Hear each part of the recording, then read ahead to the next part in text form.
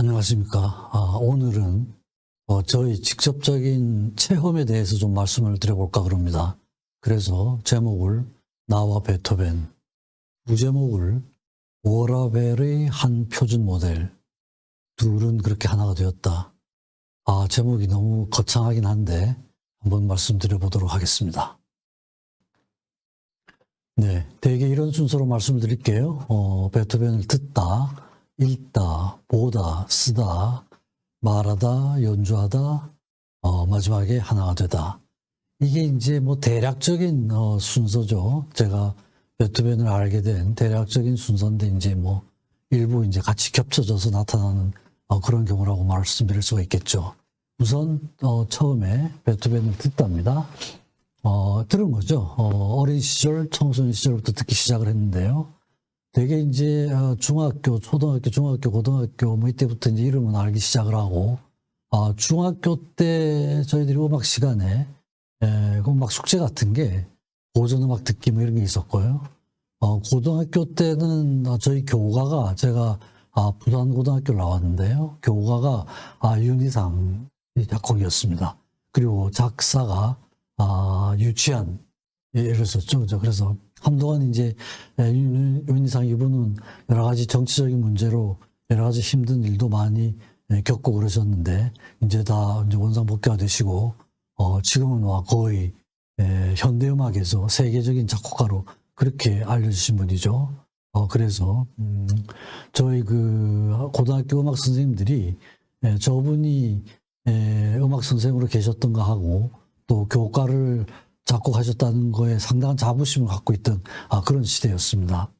고등학교 2학년 때부터 제가 좀 능동적으로 음악을 듣기 시작을 했는데 뭐 좋아서라기보다는 처음에는 공부를 할 때 좀 이렇게 집중을 하기 위해서 자꾸 산만해지고 자리에 오래 앉아있지 못하고 그래서 좀 오래 앉아있기 위한 목적으로 시작을 했습니다.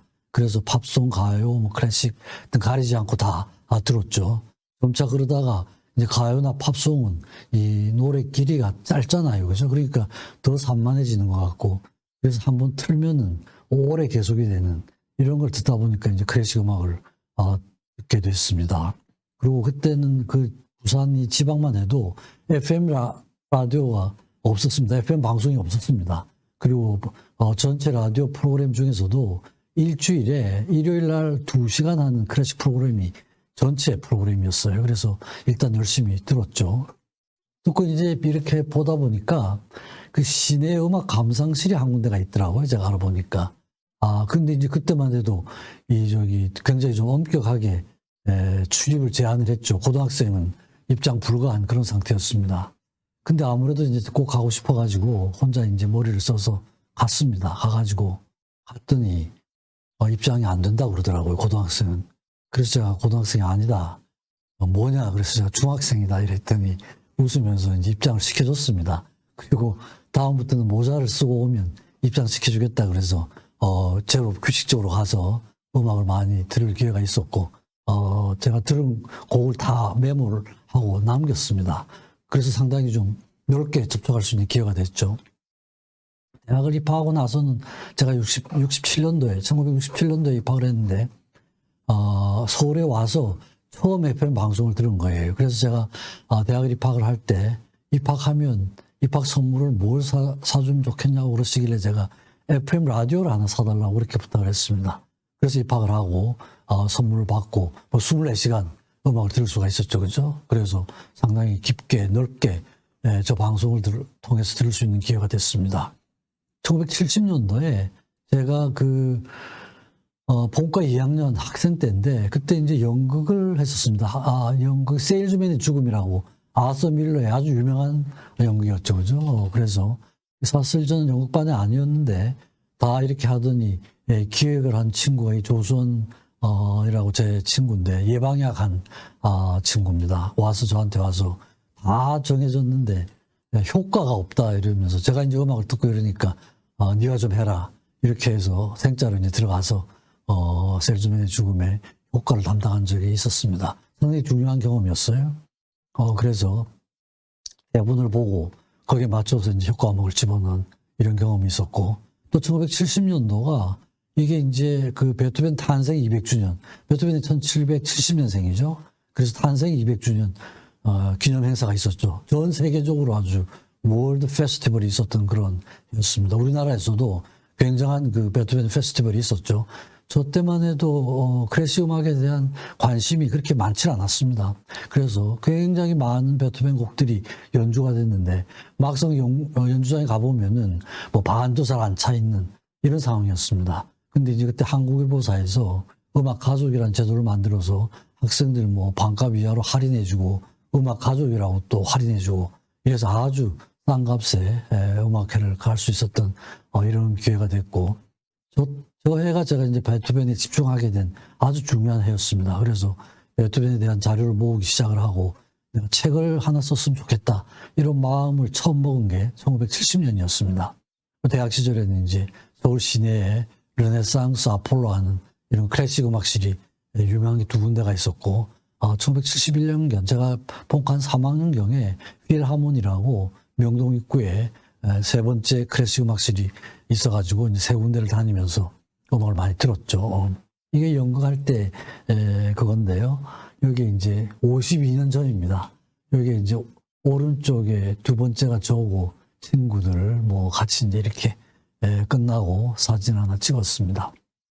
이때 제가 썼던 곡들이 뭐 맞는지 안 맞는지 모르지만 제가 좋아하는 곡들을 다 집어넣었죠. 그냥 베토벤 교향곡도 집어넣고 모차르트 플루드 접주고 그 대본을 보면 플루드 음악이 흘러나온다 이런 그 내용들이 많아요. 반주가 없는 플루드 음악이니까 뭐 협주곡에서 이제 카덴자 부분을 쓰는 이런 방법밖에 없었죠.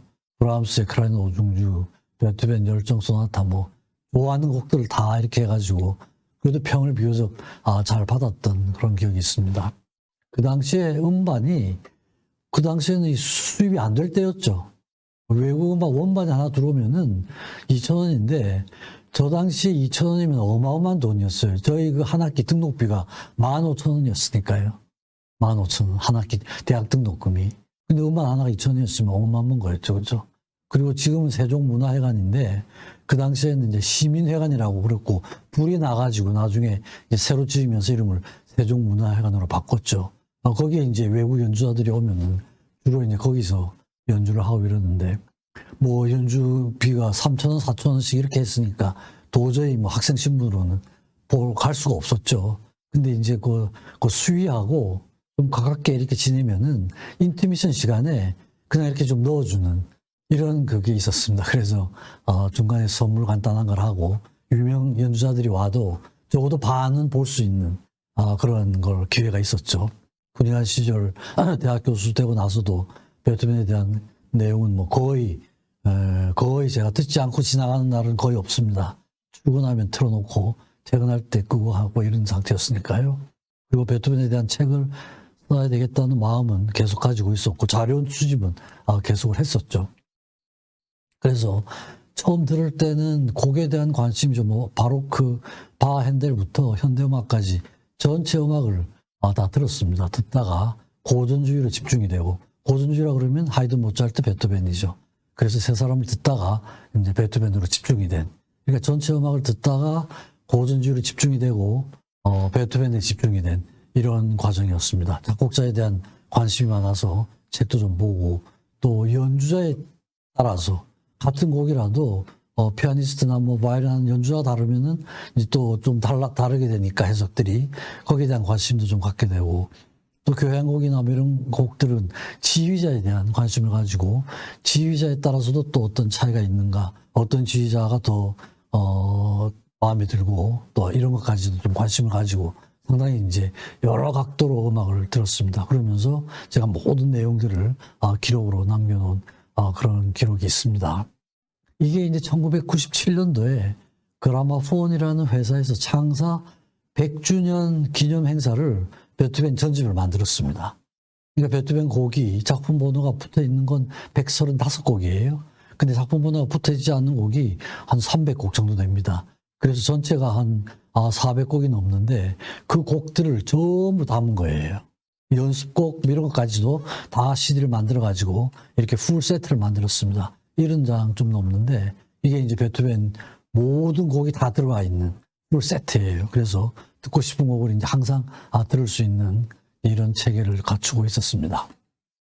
그래서 베토벤을 들은 시간이 엄청나게 많죠. 뭐 거의 요즘도 마찬가지입니다만 거의 베토벤을 듣지 않고 지나가는 날은 하루도 없다 이렇게 할 정도로 열심히 듣고 있습니다. 베토벤은 일단인데요. 제가 잠깐 말씀드렸습니다만 이제 그 곡을 듣고 이러니까 작곡가에 대한 관심이 가는 거죠. 그래서 뭐 다른 작곡가도 마찬가지입니다만 모든 작곡가들에 대한 관심을 갖게 되니까 그 사람들에 대한 책을 읽게 되고 베토벤에 대한 책을 이제 다 거기서 보게 되는 거죠. 우리나라에서 나온 책들인데 거의 번역서들입니다. 거의 번역서들이고 그 밑에 이제 이순열이라는 분이 지은 저게 이제 베토벤의 평전과 작품 현음사에서 나왔는데 1992년도에 저게 이제 원저라고 할 수가 있고요. 원저라고 할 수가 있고. 근데 이제 대부분 이제 번역서들이고 이렇게 해서 저런 책들을 보면은 이제 베토벤의 생애 전체가 그려지고 그 생애에서 어떤 곡이 어떻게 작곡이 됐는가 이런 거에 대한 기본 개념을 가질 수도 있게 되는 그런 계기가 되는 거죠. 논문도 많이 읽었습니다. 베토벤에 대한 논문들이 엄청나게 많이 나와 있습니다. 그런 것들도 다 읽고 이런 식이죠. 특히 이제 모든 책들을 다 말씀드릴 수는 없는데 이 책은 제가 꼭 소개를 좀 드려야 될 것 같아요. 포르베스라는 사람이 세이어라는 사람이 쓴 베토벤의 책을 여기 재편집한 겁니다. 그래서 세이어라는 사람이 오리진이죠, 그죠? 그래서 이 책을 제가 구했는데 어딜 봐도 이 책이 인용이 되는 거예요. 그래서 제가 구하려고 그랬다 보니까 제가 이 책을 구할 당시에는 우리나라에서는 이 책이 없었습니다. 없어가지고 지금은 뭐 인터넷으로 간단하게 이렇게 주문을 하지만 그때만 해도 이제 그런 제가 익숙하지도 않았고 시스템이 잘 갖춰지지도 않았기 때문에 출판사에다 제가 편지를 썼죠. 프린스턴 대학 출판이었어요. 그래서 내가 제 크레딧 카드 번호를 적어 보내고 이렇게 했더니 책이 한 달 만에 왔습니다. 그러니까 이제 배로 온 거죠, 책이. 배가 와서 저 책을 구해가지고 저도 읽고 이제 제 제자들하고도 같이 읽었던 책입니다. 이 책인데요.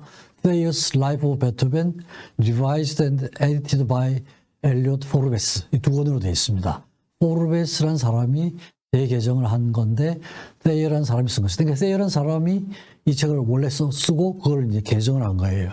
근데 이 Thayer라는 사람이 이 사람이 완전히 베토벤 매니아였습니다. 하버드 출신인데 이 사람이 하버드 대학을 나와서 도서관에서 도서반원으로 취직을 했었는데 베토벤에 대한 관심이 많으니까 베토벤에 대한 그 책을 좀 읽었던가 봐요. 초기에.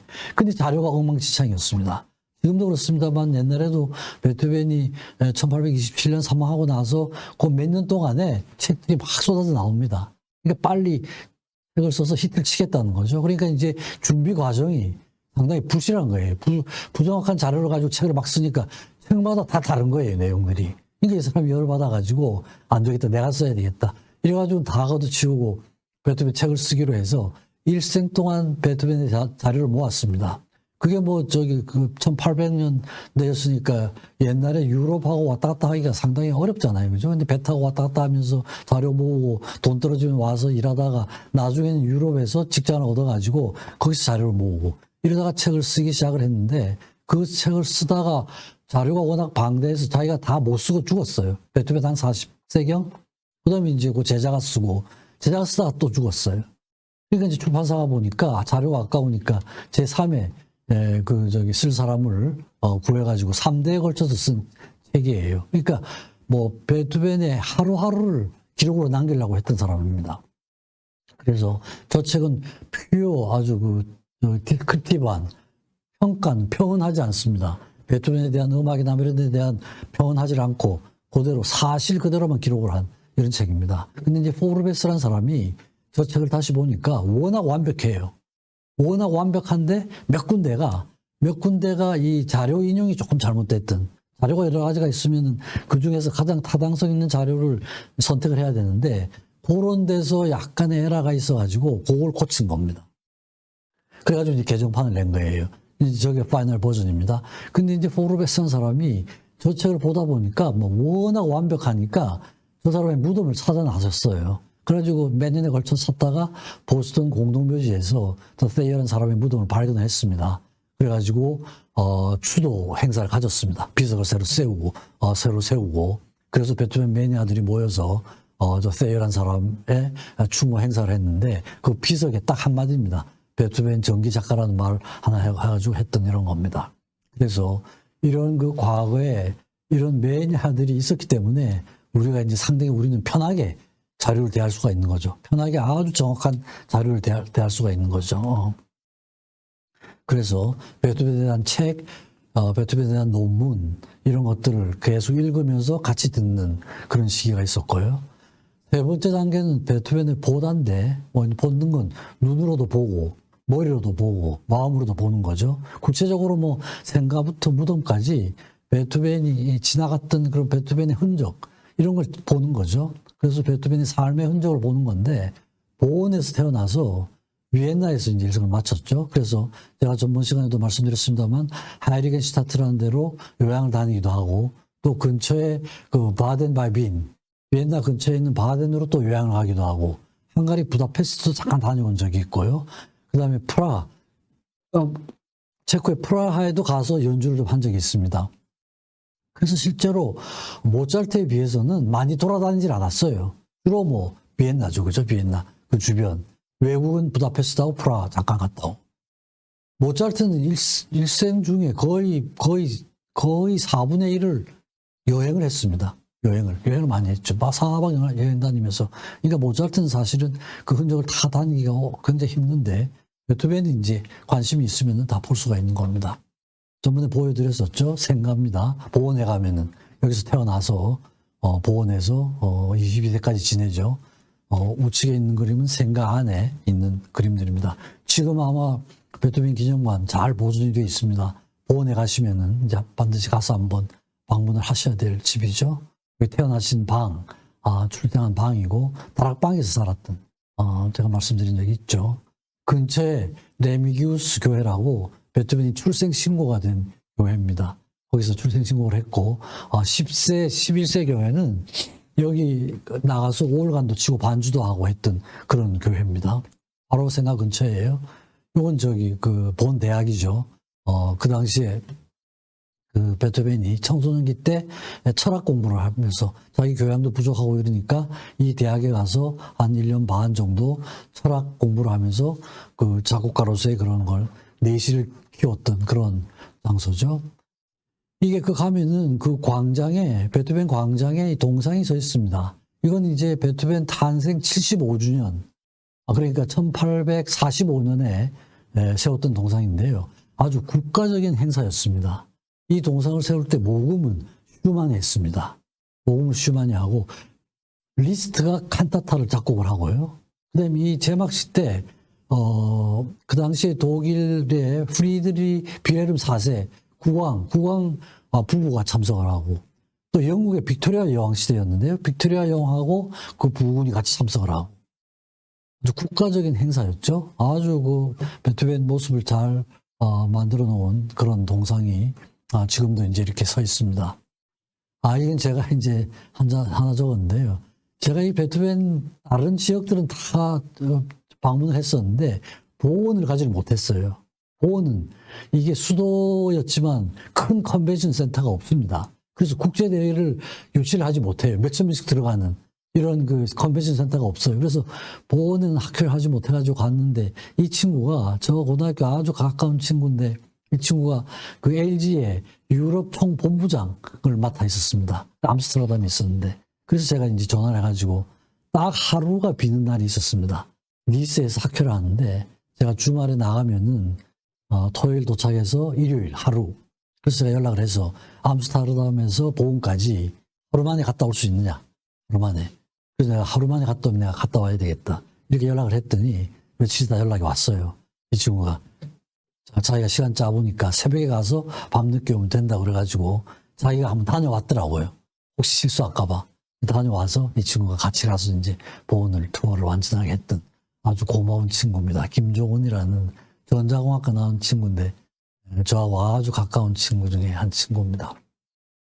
저 동상을 세울 때 홀도 같이 세웠습니다. 지금 이제 베토벤 홀로 돼 있죠. 지금은 이제 몇 번 고쳐가지고 저렇게 돼 있습니다만 처음 만들 때 또 이 자리에서 홀을 만들어서 지금은 이제 아주 현대식으로 잘 만들어가지고 베토벤 그 축제 때 하는 홀이죠. 요게 제가 이제 독일 연수를 한 달 정도 나가 있었는데, 그때가 마침 베토벤 축제 기간이었습니다. 그래가지고 제가 있던 비르츠부르크라는 데서 보은으로 가서 음악회를 갔었는데, 가서 보니까 값도 그렇게 제일 좋은 자리였는데 58유로, 60유로 정도밖에 하지 않았어요. 우리나라 저기 비용이 너무 비싸죠, 그죠? 루돌프 부크빈더라고. 그때 가서 제가 들었는데, 그 후에 이 사람이 우리나라를 너무 좋아해가지고 거의 매년 베토벤 전문가입니다. 베토벤 전문가인데 와서 연주를 하는 그런 분입니다. 연주장 내부 연주 시간 동안은 못 찍게 돼 있으니까 휴식 시간에 제가 잠깐 찍었습니다. 가보면은 클래식 음악회는 거의 할아버지 할머니들이 대부분이에요. 젊은 사람들은 상당히 보기가 힘든데, 아마 요즘은 또 젊은 사람들 숫자가 굉장히 많이 늘어나고 있는 그런 상태인 것 같습니다. 어렸을 때 선생님이었죠. 네페, 제가 말씀드렸죠. 이분을 만나가지고 비로소 음악 공부를 제대로 할 수 있었다. 모차르트한테도 잠깐 배우죠. 하이든이 초청을 해서 비엔나로 유학을 가게 되죠. 근데 열심히 가르쳐 주진 않았던 분이죠, 하이든. 가서 이제 하이든이 잘 안 가르쳐 주니까 여러 선생을 찾아 나섰는데, 그 중에서도 알브레츠 보어라고 이분을 만나가지고 대입법 공부를 완성을 하게 됩니다. 베토벤의 발달 과정에서 굉장히 중요한 역할을 하셨던 분이죠. 나폴레옹하고 베토벤은 완전히 생애가 겹쳐집니다. 베토벤이 1770년에서 1827년, 나폴레옹이 1769년, 1년 먼저 태어나고 1821년, 6년 먼저 죽습니다. 베토벤보다 한 살 많은데 6년 먼저 죽어요. 그러니까 전 생애가 겹쳐지면서 나폴레옹의 그런 활동 사항이 베토벤의 작곡에 상당히 영향을 많이 미치죠. 특히 영웅교향곡. 영웅 주제로 하는 교향곡은 다 모델이 나폴레옹이었는데 나중에 이제 실망을 해가지고 일반 명사로 바꿔버린다는 이런 내용도 제가 말씀드린 적이 있죠. 괴테도 같은 시대였습니다. 물론 뭐 훨씬 선배지만 괴테 작품을 쓰니까 감동을 받고 음악으로 만들기도 하고 괴테하고 만나서 같이 지내는 이런 에피소드도 있죠. 이게 영웅 교향곡을 쓴 집입니다. 에로이크 하우스라고 기념관으로 되어 있어요. 그래서 가보면요, 비엔나 가보면은 베토벤이 잠깐이라도 살았던 집은 거의 대부분 기념관으로 만들어뒀어요. 그래서 한 30군데가 됩니다. 실제로 베토벤이 살았을 때 이사를 다닌 집은 79군데로 되어 있습니다. 79번 이사를 다닌 걸로 되어 있는데, 나머지는 이제 확실하지가 않고, 살았던 게 확실한 데는 다 기념관으로 되어 있어요. 이게 이제 중기에 파스쿠알라티 하우스라고 기념관으로 되어 있는데요. 베토벤을 좋아했던 한 귀족이 자기의 저택 중에 3층, 4층을 베토벤에게 내줬습니다. 그래서 집이 없었으니까요. 계속 전세로 돌아다녔습니다. 그래서 여기에서 한 10년 이상을 살면서 중요한 곡들을 다 작곡한 집이죠. 그래서 베토벤 기념관이 굉장히 많은데, 비엔나에서 파스쿠알라티 기념관, 이 기념관이 자료가 굉장히 많고 잘 이렇게 보존되어 있습니다. 가시면은 꼭 한번 가보셔야 될 기념관이죠. 변두리에도 이런 집들이 있습니다. 오래 살지도 않았어요. 뭐 여기서 뭐 장원 미사곡 좀 작곡을 했다 이러면 기념관으로 했어요. 그러니까 찾아오는 사람들이 별로 없어요. 제가 찾아가니까 관리인도 없어요. 관리인도 없고 밖에다가 어디로 연락하면 안내를 해준다 이렇게 적혀 있습니다. 그래도 없애질 않아요. 그래도 기념관으로 남겨두고 있습니다. 이런 것들, 교향곡이 작곡된 곡들, 뭐 실내악 작곡 때리면 기념관으로 이렇게 남겨놓고 있어요. 다 이렇게 오래 살던 집은 아닙니다. 기념관으로 되어 있습니다. 이 집은 제가 전번에 소개드린 적이 있죠. 베토벤이 요양을 갔다가 심한 우울증에 빠져서 자살 유서를 썼던 유서의 집이죠. 유서의 집. 이렇게 지금은 아주 보존이 잘 되어 있습니다. 가보면 베토벤의 그 어려웠던 그런 시절이 느껴지는 유서도 이 집에 그대로 자필 유서가 보존되어 있습니다. 이게 베토벤의 자필 유서죠. 조금 보여드렸던 그 집에 그대로 이제 보존이 되어 있습니다. 아주 우울해지고, 그죠? 음악회 가도 음악을 다 들을 수가 없고, 일상생활에서 대화도 잘 안 되고, 그래가지고 이제 심한 우울증에 빠져서 자살 시도를 하려고 유서를 썼는데, 심경의 변화가 와서 다시 살아나죠. 그 집안에 있는 피아노입니다. 베토벤이 사용하던 피아노예요. 사실은 저렇게 손을 대면 안 되는데 잠깐 제가 허가를 받고 사진 찍기로 하고 사진 하나 찍었습니다.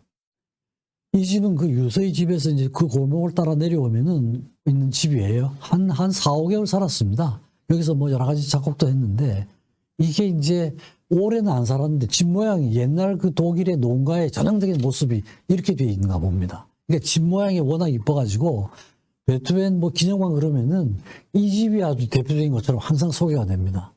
아주 그냥 요 2층에서 잠깐 살았던 거예요. 근데 이 집은 요즘은 저 문 열고 들어가면은 안에 큰 광장이 있어가지고 지금은 와인 시음장처럼 되어 있습니다. 요 지역이 또 와인을 많이 재배하는 지역이었거든요. 그래서 이제 들어가면은 뭐 수십 명이 앉을 수 있는 그런 그 와인 시음장처럼 돼 있어가지고 저도 가서 와인을 몇 잔 마셨습니다.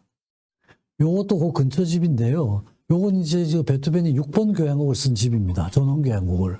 근데 이제 그 기념관은 안 돼 있고 일반 사람이 살고 있어요.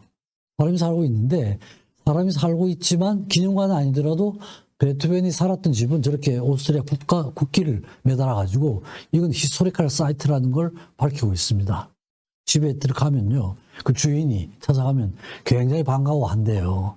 그래가지고 안내를 잘해주는데 차가 있어가지고 사람들이 있는 줄 알고 갔더니 외출화가 없어가지고 이제 안에 들어가지 못했는데 이제 저 기념관처럼 되어 있습니다. 근처에 베토벤 산책로에 있는 베토벤의 흉상 항상 곳곳에 이런 걸 만들어 놓고 기리고 있죠. 전번에 보여드렸었죠. 바덴, 비엔나 바이 바덴. 초기에 하이리겐슈타트라는 데로 가서 요양을 가다가 잘 요양이 안 되니까 이쪽으로 이제 후기 나이가 들었을 때는 바덴 지역으로 바꿔가지고 일로 요양을 거의 매 여름 겨울 요양을 갔던 데입니다. 바덴이죠. 그래서 그 안에 보면 저렇게 이제 베토벤의 형상을 만들어서 기리고 있고 그 근처에 요 이제 그 기념관인데요. 바덴에 있는 기념관입니다. 이게 이제 여기서 9번 교향곡을 일부 썼던 것 같아요. 일부 썼는데 집 이름을 제9교향곡의 집. 마치 작곡이 다 된 것처럼 이렇게 되어 있지만 실제로 그렇진 않고 일부 9번 교향곡을 작곡을 해서 집 이름을 제9교향곡의 집이라 가지고 기념관으로 잘 보존되어 있습니다. 그 안에 베토벤이 치던 피아노 또 옛날에는 죽고 나면 머리카락 이런 걸 잘라가지고 또 이렇게 지인들이 나누는 게 큰 그 행사였던 것 같아요. 그죠? 기념관 주도 행사였던 것 같습니다. 그래서 베토벤의 머리카락 이게 남아있고 이 머리카락이 분석이 돼가지고 납양이 엄청나게 많이 나왔었습니다. 그래서 혹시 그 사인이 납 중독하고 관련이 되지 않나, 왜 그 납이 그렇게 많이 나왔을까, 뭐 이런 거에 대한 책도 나오고 논문이 나온 게 있습니다. 그 지역에서 베토벤이 산책하던 산책길, 베토벤 산책로 이런 이름이 붙어 있습니다. 그 지역에 가면 베토벤이 묵던 그 호텔이죠. 사우호프라는 호텔인데 베토벤이 오면 항상 일정한 방에 묵었던가 봐요. 그래서 지금도 이제 베토벤 룸 그래가지고 아주 잘 꾸며놓은 그런 호텔입니다. 이건 이제 프라하에 갔을 때 젊었을 때 갔습니다. 20세, 29세 밑에 초청을 받아 갔는데 가서 이제 뭐 교육도 하고 연주도 하고 이랬던 것 같아요. 그래서 이제 베토벤 궁이라고 이렇게 이름을 붙여가지고 저렇게 돼 있는데 이게 제가 갔을 때는 아마 이게 뭐가 운영이 잘 안 됐던지 세일 매매품으로 나와 있더라고요. 아파트먼트 뭐 세일. 이래가지고 이제 조금 후에는 펠리스 베토벤 이렇게 붙여놓고요. 아마 지금쯤 아마 팔렸을 것 같습니다. 그렇지만 제 생각에 이름은 아마 그대로 붙어 있지 않을까 싶어요. 이게 1812년 베토벤 42세 때 라이브 마스크입니다.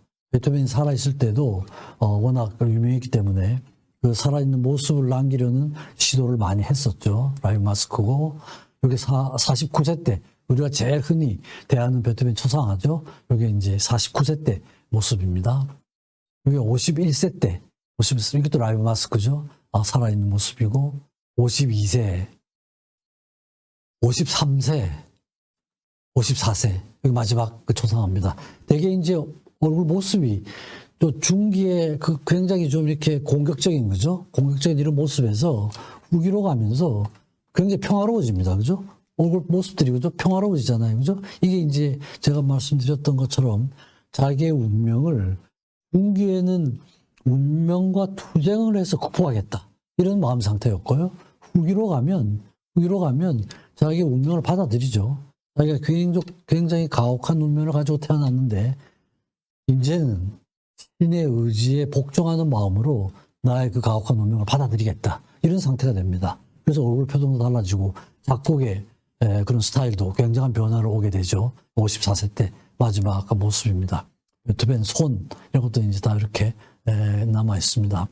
말년에 가서 두 스승 바하와 핸델이죠. 말기에 가서 다시 바로크 스타일로 되돌아가서 바하 핸델에 대한 공부를 열심히 하고 특히 핸델에 대한 공부를 열심히 하다가 사망을 하게 되죠. 슈베르트가 근처에 있다가 같은 시대인데 직접 만나지 못했습니다. 여러 번 슈베르트가 베토벤한테 인사를 갔는데 계속 그 외출 나가고 없어가지고 만나지 못하다가 베토벤이 사망하기 3일 전 3월 26일 날 사망했는데 3월 24일 날인가 찾아가요. 찾아가서 만나긴 하는데 그때 이제 대화는 불가능한 상태였습니다. 그래서 슈베르트가 가서 인사를 하는데 슈베르트도 베토벤 사망한 그 다음에 1828년에 사망을 해가지고 베토벤 곁에 묻혀 있죠. 베토벤 사망한 집입니다. 지금 기념관으로 되어 있지는 않아요. 기념관으로 되어 있지는 않지만 스테르베 하우스, 스테르벤이 죽는다는 말이거든요. 그러니까 베토벤 사망한 집 이런 뜻입니다. 그래서 저런 명패를 붙여가지고 기리고는 있죠. 근데 지금 기념관은 되어 있지는 않습니다. 사망했을 때의 모습이고요. 장례 미사를 치른 교회, 아알조 교회라고 시내 중심가에 있습니다. 장례식 장면이죠. 추도식에 그때 뭐 44, 5천 명, 비엔나 시민이 한 30만 명이었으니까 그죠? 어린애들 빼고 노약자들 빼면은 많은 시민들이 추도 대회에 참석을 했었습니다. 베토벤 두개골 부검을 하면서 두개골은 살리자 그래서는 살려둔 베토벤 두개골입니다. 베토벤 무덤이죠. 무덤 저는 갈 때마다 인사를 드리는데 뭐 딱 그 설명이 없죠. 그냥 베토벤 여기만 있습니다.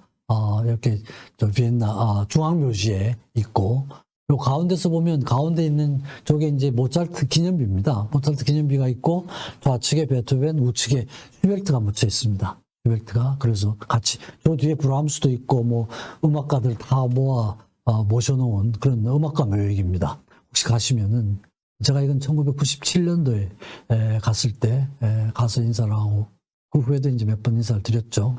저렇게 해서 베토벤이 태어나서 사망할 때까지의 베토벤의 흔적을 이제 딱 살펴보는데, 근데 저런 과정이 상당히 중요한 것 같아요. 왜냐하면 음악 듣고 책을 보고 이러지만 베토벤이 생활했던 공간을 가면은 느낌이 훨씬 다르죠. 그죠? 특히 무덤 이런 데 가면은 어떻게 보면 그 영적인 그 인터랙션을 할 수 있는 이런 기회가 됩니다. 어느 집에 가면 저는 그 베토벤이 그 집에서 살던 모든 라이프가 다 그려지죠. 그죠? 그려지니까, 작곡가를 이해를 하는 면, 공감을 하는 면, 이런 면들이 굉장히 큰 차이가 있습니다. 그래서 제가 읽고, 보고 이러다가 이제 가서 이렇게 직접 만난 셈이죠. 그러고 나서는 또 베토벤에 대한 이해가 훨씬 깊어지는 그런 계기가 돼가지고, 그다음부터 이제 쓰기 시작을 했습니다.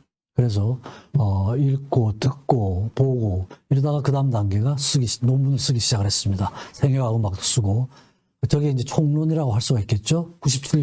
97년도에 제가 비엔나를 처음 방문했습니다.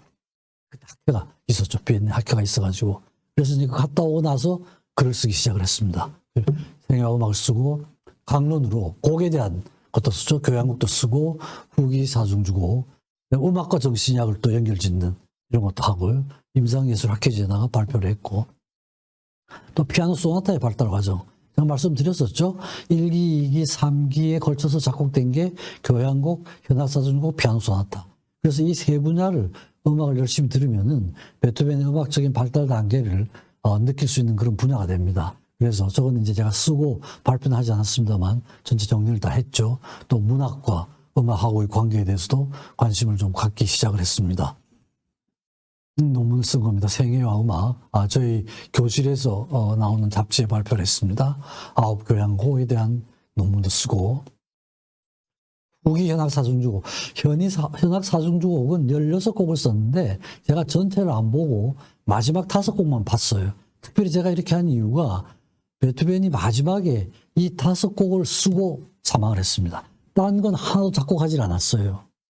그러니까 이 5곡은 베토벤이 자기의 음악적인 사상을 총정리한 분야가 현악사중곡입니다. 그 중에서도 후기 5곡이에요. 그래서 이제 여러 가지 면에서 음악적인 면이나 사상적인 면에서 굉장히 의미가 많다. 이래서 요 5곡만 가지고 제가 논문을 썼습니다. 그래가지고 논문도 쓰고 이제 인간과 음악하고의 관계에 대한 이런 것도 이제 세광음악사라는 데 대해서 제가 칼럼을 쓰기 시작을 했는데 처음에 약속은 한 10번 정도 쓰자 이랬는데 쓰다 보니까 제가 좀 체계가 잡혀가지고 이런 식으로 인간과 음악이죠. 뮤직 앤 바디, 뮤직 앤 마인드, 뮤직 앤 소셜 릴레이션십, 뮤직 앤 스피릿. 그래서 바이오사이코 소시오 스피릿한 모델로 쓰기 시작을 해가지고 한 56회를 썼습니다. 그러니까 15년에 가까이 글을 썼죠. 그죠? 그래서 그 책을 제가 나중에 음악 인간을 연주하다는 책으로 제가 저희 서울대학교 출판부에서 출판을 했습니다. 그리고 또 기획문, 그건 이제 피아노 음악이라는 잡지가 있습니다. 이 잡지사에서 기획문을 쓰면 좋겠다 이래서 제가 이제 이것도 처음에 한 10회 정도 쓰기로 했다가 쓰다 보니까 이제 좀 정리가 돼가지고 제가 이제 베토벤뿐 아니라 하이든 모차르트 제가 학회를 갈 때마다 그 근처에 있는 작곡가들 투어를 다 했습니다. 해가지고 이제 그 투어 한 내용을 약 55회 정도로 써서 이제 이것도 이제 제가 그대로 자료는 다 있습니다. 자료는 있으니까 이제 책을 내면 되는데 아직 책은 내지 못했고 앞으로 이제 책을 낼 계획으로 있습니다. 그래서 논문을 쓰고 이제 글을 쓰다가 베토벤에 대한 책을 썼죠. 2002년도에 베토벤의 삶과 음악 세계, 고난을 헤치고 환희로. 고난을 헤치고 환희로가 이제 베토벤의 일생 동안의 좌우명이었습니다. 이걸 부제목으로 달아가지고 제가 출판을 했죠. 그러니까 1970년도 베토벤 탄생 200주년에 제가 본과 2학년 학생이었는데 이때 처음 책을 쓰기로 마음을 먹어서 자료를 모으다가 1997년 비엔나에 갔다 오면서 엄청난 자극을 받아가지고 집중적으로 쓰기 시작을 했습니다. 책을 쓰기 시작해도 책만 쓸 수는 없잖아요. 그래서 주말은 주로 베토벤 책을 쓰기 시작을 해서 5년 후죠. 2002년. 그러니까 제가 처음 마음을 먹고 나서 32년 만에 이 책을 낸 겁니다. 굉장히 기뻤죠. 그래서 바로 이 책입니다. 베토벤의 삶과 음악 세계, 고난을 헤치고 환희로. 책을 내고 나서 엄청 기분이 좋았죠. 32년의 꿈을 제가 실천한 그런 책이었습니다. 그 책을 내고 나니까 그 다음에 이건 2007년 5년 후에 첫 번째 책은 디스크립티브한 겁니다. 역사적인 사실을 기록한 책이고요. 이건 이제 곡에 대한 해설이 제가 좀 들어가 있는 이런 책입니다. 이건 제가 2007년 5년 만에 책을 냈습니다. 첫 번째 책을 굉장한 에너지를 쏟았기 때문에 두 번째 책은 조금 제가 쉽게 낼 수가 있었어요. 이건 이제 베토벤 유서입니다. 베토벤이 사망하기 4일 전에 3월 23일 날 쓴 유서입니다. 의식이 아주 혼미한 상태에서 글씨체도 엉망이죠. 별 내용은 없습니다. 자기 전 재산을 자기 조카에게 남긴다는 그런 내용이었습니다. 어린아이용 책도 쓰고 청소년 책도 쓰고 이건 이제 원책을 쉽게 가볍게 쓰면 된 책이죠. 요건 제가 2020년도에 베토벤 탄생 250주년입니다. 250주년에 내가 꼭 베토벤 책을 하나 내야 되겠다. 이렇게 해서 그동안에 제가 바그너 협회 회장을 하고 하면서 한 경험을 같이 섞어가지고 베토벤과 바그너란 책으로 2020년도에 베토벤 탄생 250주년을 기념으로 한 그런 책이었죠. 그래서 여러 가지 책도 내고 논문도 썼는데 이제 앞으로 제가 책을 내고 싶은 건 베토벤론입니다. 이건 베토벤에 대한 논문을 제가 거의 10편을 썼는데 논문을 정리를 하면 베토벤의 음악적 사상을 정리를 할 수가 있고요. 또 베토벤의 부활 이런 건데 이건 제가 정신과 의사하고 베토벤이 환자로 오는 이런 세팅입니다. 그래서 이제 가상 면담을 하는 베토벤이 살아와서 나하고 대화를 하는 이런 내용인 거예요. 베토벤 혼을 찾아서 탐방기를 제가 이렇게 쓰면은 책으로 되고 베토벤 그리고 이건 베토벤이 그 후대의 작곡가들에게 어떤 영향을 미쳤는가 이걸 보는 겁니다. 베토벤, 융 그리고 프로이드 정신의학하고의 관계를 짓는 거고요. 나와 베토벤 이런 책들은 지금 상당 부분 정리가 돼 있고 제가 조금 정리를 하면 책을 낼 수 있는 것이고 제가 이제 앞으로 내고 싶은 그런 책들입니다. 그 다음에 이제 이렇게 보고 듣고 쓰고 이러니까 이제 여러 군데서 베토벤에 대한 그 강의 요청이 많이 왔습니다. 강의 요청이 와가지고 베토벤에 대한 강의를 하는 이런 시점이죠. 논문을 쓰고 이랬으니까 그 내용들을 그대로 강의를 하면 되니까요. 논문 내용들하고 강의 내용들은 많이 겹쳐지기도 합니다. 베토벤 낭만주의, 베토벤이 낭만주의에 어떤 영향을 미쳤는가 이런 것들이죠. 나머지는 논문 제목들이고요. 또 이제 불교 부처님이 스님이 한 분 전화를 하셔가지고 저한테 이제 베토벤과 불교 사상, 처음엔 좀 황당했습니다. 황당했는데 그래서 제가 전화를 받고는 왜 저한테 이런 제목으로 말씀을 하시냐 물어보니까 제가 그 베토벤의 음악적인 핵심 사상을 제가 이렇게 간단하게 A4 용지 한 2페이지 정도로 어디 보낸 게 있었는데 그걸 보셨던가 봐요. 보니까 불교사하고 같더라는 거예요. 그래서 제가 다시 불교책을 좀 보니까 역시 그 대극의 합의라는 그런 주제로는 일치가 되더라고요. 강연을 한 적이 있고. 또 재밌는 건 이 한나라당, 지금은 당이 바뀌었죠. 베토벤을 집권하는 법, 특이한 제목으로 또 국회에 가서 한번 하긴 했습니다. 사실 이 강의를 하고 나서 한나라당이 집권을 하긴 했습니다. 간단하죠. 대극의 합의입니다. 정치를 해도 국민과 하나가 되면 되는 거죠. 많은 국민과 하나가 되면 집권을 할 수 있는 거죠. 대극의 합의예요. 바그너가 본 베토벤, 베토벤과 바그너. 제가 바그너 협회를 맡으면서 이런 내용들. 그 다음에 이제 동국대학에서 대인관계에 있어서 예술적 가치 중요성에 대하여 베토벤과 정신이야, 인과와 음악, 뭐 책을 쓰게 된 배경, 여러 가지 주제로 해서 이제 베토벤에 대한 강의를 했습니다. 강의하는 장면 하나 찍겠다 이래가지고 제가 과장, 서울대학교 정신신경과 과장할 때 제 방이 몽땅 다 베토벤이었습니다. 제가 보여드렸던 그 슬라이드에서 보여드렸던 내용들이 다 있죠. 강의하는 제스처를 취한 거고 그랬습니다. 그래서 여기 보면은 2005년도에 베토벤 협회가 생겼거든요. 협회가 생겼는데 그때 정진우 아마 뭐 음악 좋아하시는 분은 우리나라 피아노 음악의 대부입니다. 대부신데요. 이분이 사실은 서울의대를 나오신 분이에요. 서울대 졸업하시고 음악이 좋아가지고 비엔나 가서 음악 하시다가 서울대 기악과 과장도 지내시고 저 후에 그 기라성 같은 제자들이 다 정진우 회장님의 제자들입니다. 모여서 베토벤 협회를 만드는데 저한테 연락이 왔더라고요. 이것저것 뭐 책을 쓰고 하니까. 그래서 이제 학술 담당은 저보고 하라고 그래가지고 연주는 이분들이 하시고 내용 강의는 제가 하고 이런 경험이 있습니다. 그래서 2005년, 2006년도에 특강을 했고 2006년도에도 학술대회를 할 때 처음 강의는 베토벤 생애와 음악 말씀드렸던 이런 내용이고 두 번째는 베토벤 음악의 핵심 사상입니다. 절대성에 대하여 이런 식으로 해서 이제 베토벤 협회에서 강의를 한 적이 있고요. 바그너 협회도 제가 2011년부터 2013년까지 그 협회에 주장을 했습니다. 회장을 지냈습니다. 그래서 제가 이제 회장 맡은 동안에는 주로 베토벤과 바그너하고의 관계를 주제로 해가지고 연주는 이제 바그너 연주를 하고요. 강의는 이렇게 했습니다. 제가 4대째 회장을 했습니다.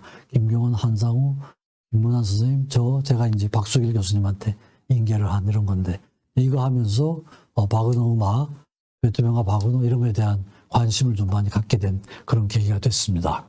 그래서 2013년도에 이게 바그너 탄생 200주년이었습니다. 바그너가 1813년에 태어났거든요. 그러니까 제가 회장으로 하고 있는 동안이 바그너 탄생 200주년이었어요. 그리고 협회 창설 20주년이었고.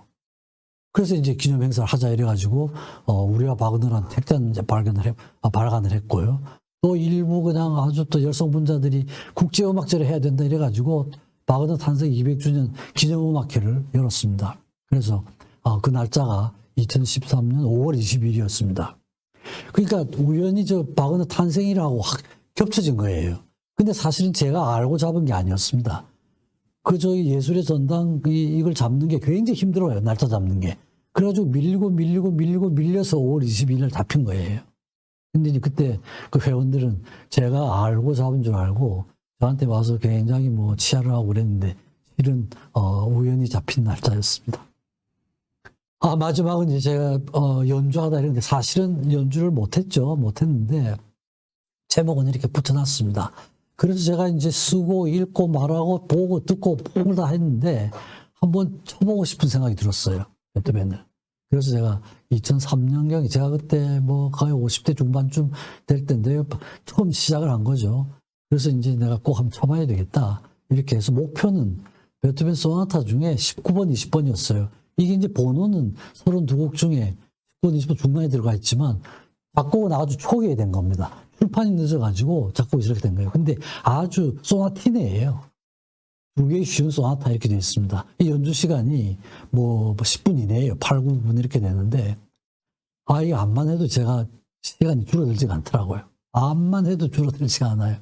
그래서 제가 원래 계획은 제가 한 10년 정도 쳐서 이 두 곡을 제대로 치고 소품 좀 치고 그래서 정년 퇴임 때 제가 하여튼 뭐 렉처 콘서트 이런 걸 한번 계획을 했었는데 도저히 뭐 안 돼가지고 제가 포기를 하고 시작이 너무 늦었던 것 같습니다. 늦어가지고 그냥 이제 흉내만 내고 하지 못했는데 계획은 세웠었죠, 그죠? 그래서 누가 이제 인터뷰를 오면은 광고도 좀 했습니다. 내가 필히 이 곡은 칠 것이다 이렇게 했는데 결국 이제 실천은 못하고 시도만 했던 이런 거였지만 역시 베토벤은 아무리 쉬운 곡이라도 쉬운 곡이 없는 것 같아요. 이건 뭐 제가 이제 여행 가서 사진 하나 찍었습니다. 이건 쯔비카우라고 독일 그 음악관을 제가 기념관을 쭉 다녔는데 쯔비카우라는 데가 이 슈만 고향입니다. 슈만 고향인데 이 피아노는 슈만 부인 클라라가 치던 피아노예요. 근데 아직도 연주가 가능한 피아노라고 그래요. 그래서 이 피아노를 가지고 매주 연주회를 조그마한 음악회를 열고 있더라고요. 그래서 제가 그 관리인 허락을 받아가지고 뭐 음을 좀 눌러보겠다. 그래서 제가 사진 하나 찍어둔 건데 제대로 할 수는 없었습니다만 시도만 했던 겁니다. 그래서 이런 과정을 거쳐가지고 이제 마지막이 베토벤과 내가 하나가 되는 이런 단계인데 건방지죠 사실은. 어떻게 감히 네가 베토벤하고 하나가 됐다 이런 표현을 하냐. 그런데 일단 그렇게 붙여봤습니다. 제가 이런 모델을 만들었죠. 인간에 대한 모델입니다. 만사형통의 모델이에요. 이 모델을 만드는 과정에서 구조에서 영적인 면을 그 의학을 하면서 집어넣기가 쉽지가 않아요. 그건 좀 증명도 안 되고 보이지도 않고 그렇잖아요. 그죠? 그래서 WHO에서도 바이오사이코 소셜 스피리트라는 모델을 만들었다가 1999년도에 영적인 걸 뺐습니다. 쉽지가 않죠. 그죠? 넣기가. 저는 과감하게 넣었습니다. 넣었고 태도에서 예술적인 분야가 들어가죠. 그러니까 제 이 모델을 만드는 데 있어서 저렇게 자신 있게 집어넣었던 건 베토벤과의 관계 때문에 그래요. 제가 베토벤 일생 동안 듣고 보고 온갖 걸 다 해놓으니까 사실 베토벤하고는 제가 영적인 교류를 하고 있다. 이런 느낌을 받는 거죠. 말로 설명하기는 참 어렵죠. 그죠? 어떻게 영적인 교류냐 이러지만 이건 아마 깊은 신앙심이 있는 사람이 신과의 교류를 하는 거 이런 것과 비슷한 체험인 것 같아요. 그래서 제가 이제 이런 면에서 이렇게 될 수가 있죠. 그리고 이건 제가 앞으로 말씀드릴 기회가 있을 텐데 베토벤 음악의 핵심 사상에 대해서 제가 이제 앞으로 따로 시간이 있을 겁니다. 그게 합일이에요. 평화가 기약, 강화가 부드러움, 투쟁과 평화, 조화로운 부조 내용적이죠. 다른 부분도 참 많습니다. 그래서 항상 대립적인 게 하나가 되는 이게 베토벤 음악의 핵심 사상이거든요. 하나 사상이죠. 하나 사상입니다. 이게 이제 제가 이걸 받아들인 거죠. 그렇죠? 이래가지고 그걸 바탕으로 해서 베토벤과 프로이드, 베토벤과 동양 사상, 종교와 정신이학, 영성, 신화와 정신이학, 종교와 음악, 영적 존재로서 인간 이런 스피리트한 이슈를 다루고 대극의 합의라는 걸 주제로 해서 정식화하고 이게 합쳐진 거예요. 연결이 된 거죠. 그러니까 처음에 베토벤 따로, 정신이학 따로 이렇게 가다가 나중에 합쳐진 거예요. 그래서 제가 제목을 워라벨의 한 표준 모델이라고 그랬는데 사실은 베토벤이 처음엔 제가 뭐 그냥 취미로 들은 거, 재미로 들은 거죠. 재미로 들은 거예요. 정신이학 공부를 하다가 지겹고 어렵고 뭐가 잘 안 되면 베토벤을 듣고 이렇게 간 거죠. 그죠? 그러니까 휴식 시간에 듣는 거 이제 이렇게 했는데 그게 쭉 깊어지니까 나중에 일하고 하나가 되는 거예요. 놀면서 일하고 일하면서 노는 이런 게 된 거죠. 그러니까 워라벨의 한 표준 모델이라고 제가 감히 이런 제목을 붙인 건 그런 관계가 있었기 때문에 그래서 취미로 가다가 나중에 전공하고 합쳐지는 이런 단계죠. 베토벤과 융 잡지에 제가 실었습니다. 베토벤과 프로이드 잡지에 제가 이걸 실었어요. 물론 뭐 디스커션이 상당히 많긴 했습니다만 그다음에 베토벤 사상과 동양 사상 이것도 제가 했죠. 노자 사상 주로 노자 사상입니다. 노장 사상도 핵심적인 사상은 대극의 합일이에요. 이게 겹쳐지는 거예요. 커먼한 게 있다는 거죠. 종교와 정신이야. 이런 것도 결국은 기본적으로는 베토벤이 바탕이 된 이런 논문이라고 할 수가 있습니다. 그래서 이런 과정을 요약해서 말씀드리면은 청소년 시절부터 베토벤의 음악이 저희 삶의 한 중요한 부분이죠. 놀이처럼 시작을 했죠, 처음에는. 그죠? 물론 뭐 공부하기 위한 뭐 그런 방법의 하나로도 하긴 했지만, 그다음에 듣고 보고 읽고 쓰고 말하고 연주 제대로 하지 못했습니다만 시도는 했었고요. 근데 여기에서 제가 깨달았던 건 대극의 하벨 사상이에요. 베토벤의 음악적인 사상이 대극의 하벨 사상이고, 그걸 통해서 영적 교류가 이루어진 것 같고요. 그래서 정신의학적으로 얘기하면 우리의 융심리학입니다. 자기 원형이라는 게 있어요, 우리 속에. 자기 원형은 자기를 전체로 실현하는 이런 원형이거든요. 그러니까 인간을 전체로 보는 이런 겁니다. 부분으로 보질 않고. 이게 자기 원형이거든요. 그러니까 아마 제가 이 내 속에 있는 이런 부분이 베토벤의 음악과 음악 사상에 의해서 자극되지 않았을까, 이런 느낌을 받는 겁니다. 그래서 그런 결과로 통선 모델과 만사 형통의 모델을 개발하게 됐고, 이렇게 본다 그러면은 이런 전 과정이 베토벤과 내가 하나가 되지 않았을까, 이런 생각이 들어서 제가 제목도 상당히 건방진 제목이죠, 그죠? 어떻게 네가 한 체험이 표준 모델이 되냐? 워라벨의 표준 모델. 또 어떻게 감히 네가 베토벤하고 하나가 됐다고 이렇게 주장할 수 있느냐? 이런 뭐 논란이 있을 수도 있습니다만, 전 저대로 이런 생각을 갖게 되고 이런 결론을 내리게 됐습니다. 뭐 그렇더라도 역시 그죠? 제가 이렇게 하나가 됐다 이런 표현을 했지만 기본적으로는 이런 겁니다. 베토벤에 대해서 알고 있는 게 물 한 방울이라면은 앞으로 알아야 할 것은 대항과 같다. 항상 제 강의의 마지막 슬라이드는 이겁니다. 저뿐 아닙니다. 모든 베토벤 연구가들이 베토벤에 대한 책을 뭐 요즘도 뭐 매년 누군가가 쓰고 있습니다. 그러고 있지만 그 소문은 항상 저런 식이에요. 내가 베토벤에 대해서 책을 쓰지만 그건 바다의 물 한 방울이나 마찬가지다. 이런 식의 마음을 가지고 하고 있으니까 이제 앞으로도 사실은 해야 될 일들이 상당히 많고 노력해야 될 부분들이 많은 거죠.